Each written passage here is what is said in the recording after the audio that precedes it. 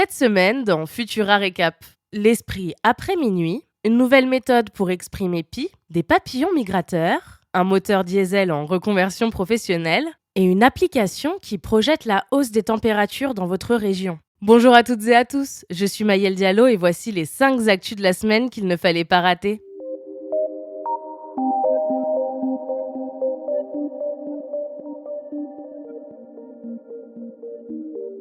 Être un couche-tôt ou un couche-tard n'a rien d'anodin. C'est notre propre rythme biologique, le chronotype, qui en décide. Mais étonnamment, dans ce cas précis, écouter notre corps ne serait pas forcément bénéfique. Au contraire, en analysant les données et habitudes de sommeil de plus de 70 000 adultes d'une soixantaine d'années en moyenne, des chercheurs américains ont noté que, peu importe leur chronotype, les sujets qui se couchaient tard présentaient des taux plus élevés de troubles mentaux, comme la dépression ou l'anxiété.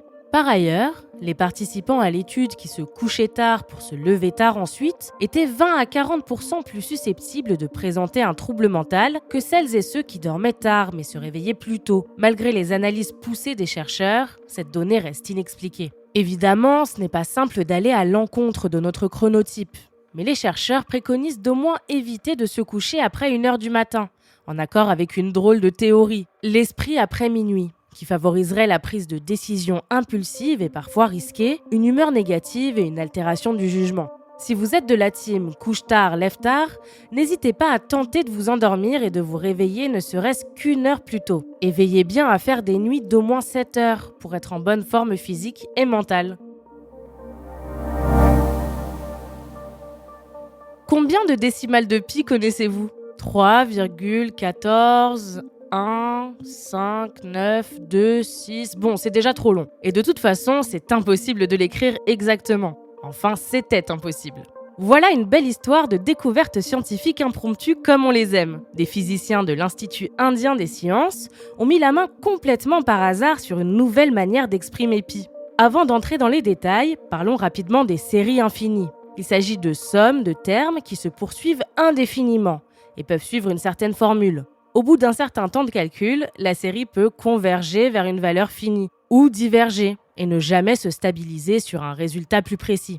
Revenons à nos physiciens. En cherchant à développer un meilleur modèle pour décrire le comportement de particules soumises à une haute énergie, ils sont tombés sur une série capable d'extraire pi bien plus rapidement que tout ce qui s'est fait jusqu'ici. Si pi était un délicieux plat, mais difficile à faire, cette série serait l'équivalent d'une nouvelle recette, avec moins d'ingrédients et d'étapes. En l'occurrence, les ingrédients sont la fonction bêta d'Euler et les diagrammes de Feynman, surtout utilisés en physique. Cette découverte est donc particulièrement intéressante, car elle se sert de concepts avancés venus d'une autre discipline.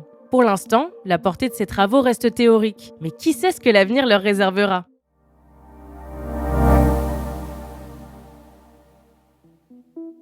Des papillons belles dames, l'espèce la plus répandue dans le monde, ont mené une équipe de chercheurs internationaux à mobiliser de grands moyens pour suivre leurs traces. Pourquoi donc ? Eh bien, ces papillons avaient été aperçus en Guyane, alors qu'on pensait qu'ils peuplaient tous les continents, à la seule exception de l'Amérique du Sud. L'équipe de scientifiques s'est donc lancée dans une enquête de pointe pour remonter la trace de ces papillons migrateurs.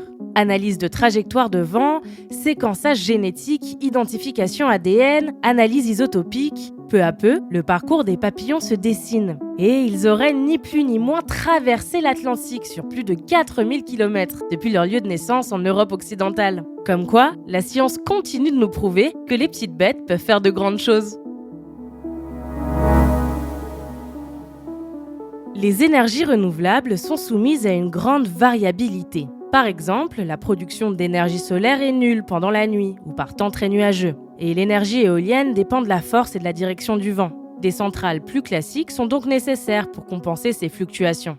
C'est là que le constructeur finlandais Wärtsilä et son moteur géant inscrit au Guinness Book des records Wärtsilä 31 entrent en jeu. Le but ? Transformer ce moteur diesel conçu pour les bateaux en une centrale électrique fonctionnant à 100% à l'hydrogène et ne rejetant pas de CO2.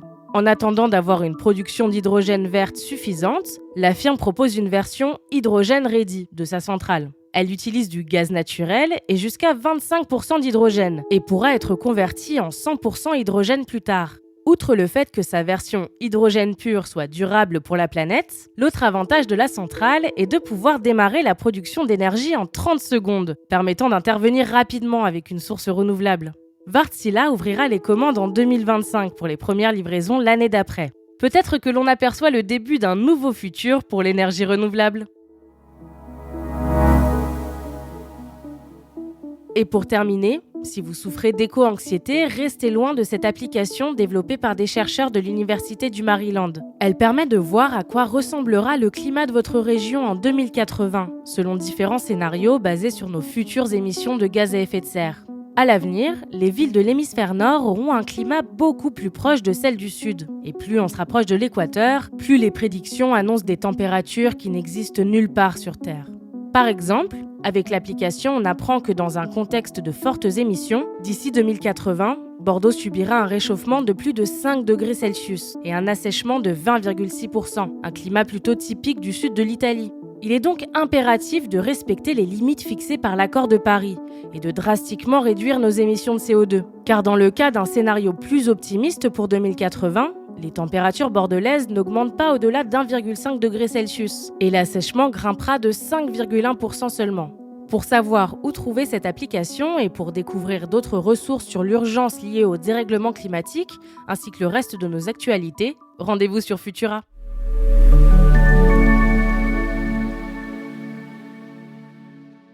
C'est tout pour cette semaine. Si vous nous écoutez sur les apps audio, pensez à vous abonner pour nous retrouver toutes les semaines et à nous laisser une note et un commentaire. Cette semaine, je vous recommande notre dernier épisode de Jeune Pousse, où Thibaut Caudron met justement en avant une solution positive pour notre climat, le transport collectif personnel. Autrement dit, un nouveau mode de transport public individuel et personnalisable, actuellement en test en France, et qui nous permettra peut-être de nous affranchir de la voiture en ville dans les années à venir. Pour le reste, je vous souhaite une excellente journée ou une très bonne soirée et je vous dis à la prochaine dans Futura Récap.